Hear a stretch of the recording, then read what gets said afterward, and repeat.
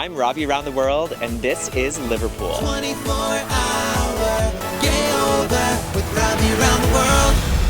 After a sensible 6-hour flight from NYC, I've arrived in the 5th largest city in the United Kingdom. Get ready to watch me attempt to be a first-class passenger at the Titanic Hotel in Liverpool. So we are on a World Heritage Site built in the 1800s. We are standing on the replica Titanic staircase that you would see on the movies. You can be Rose, I'll be Jack. Let's be honest, I'm probably more suited for the role of Rose's mother, but hey, we all can dream. The rooms, let's just say they're so lush, I almost forgot I didn't actually sail on the Titanic.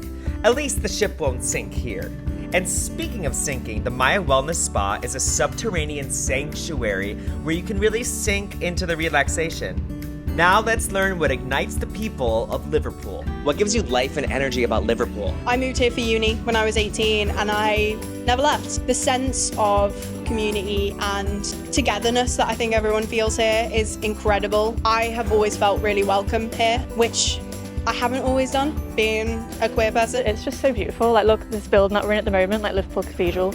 It's the biggest cathedral in the UK, and you only get these stunning pieces of architecture in this city. Just so much going on in Liverpool all the time, like there's something for everyone every day of the week. During the 1980s, when Liverpool was, and a lot of the UK was in decline, music was a way out for a lot of people.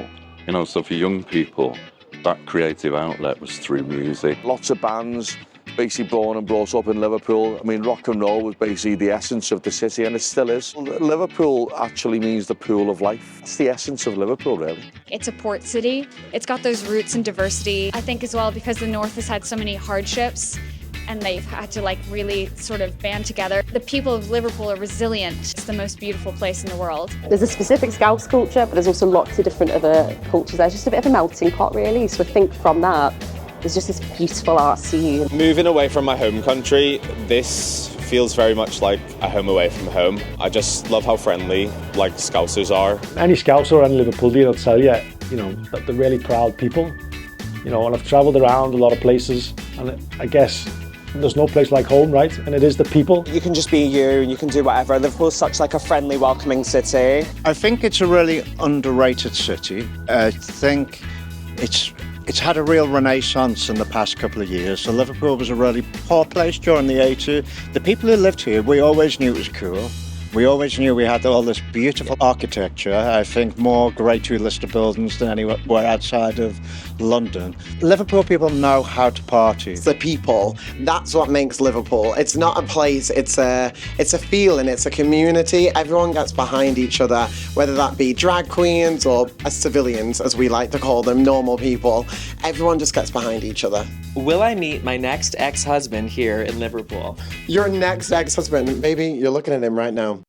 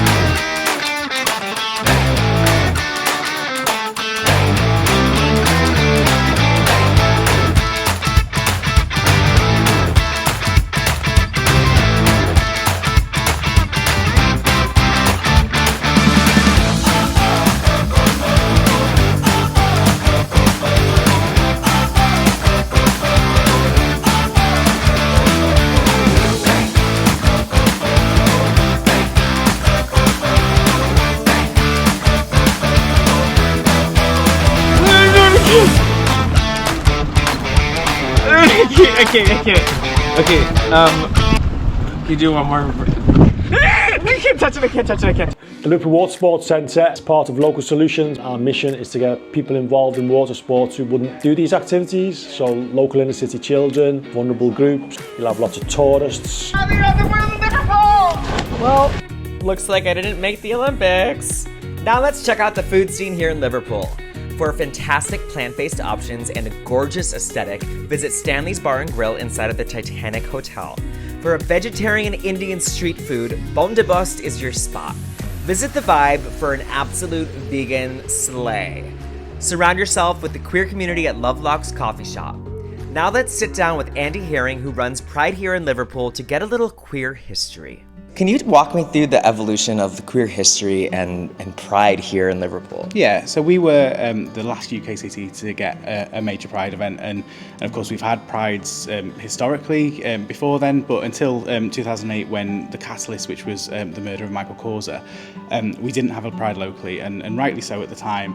The community came together angry that this had happened and wanting to make a stand, and Pride was that vehicle, and then it became rightly so, and it still is, as of today, a march in Michael's name, but also it brings the communities together to go, well, we're all standing against this. You said it was the last major city in the UK to get a Pride. It needed maybe a catalyst for why we had it, and that was what we got, and that was what the community rightly so utilised to bring Pride forward. We have always been an amazing city of diversity and built on the people that have either travelled to the city and made it home to people that have lived here all their lives. So I think it's always been a city that is open to everyone. And how would you describe the queer culture in 2024 today here in Liverpool? Yeah, we're an amazing city. We are a representative of the whole world in one city, but also with that we are a hugely diverse city. We're so hopefully somewhere that you can find yourself. We are Liverpool and you're welcome here.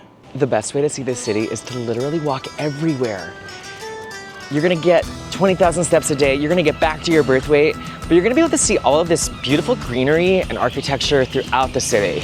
Please just be aware that the weather has more personalities than I do.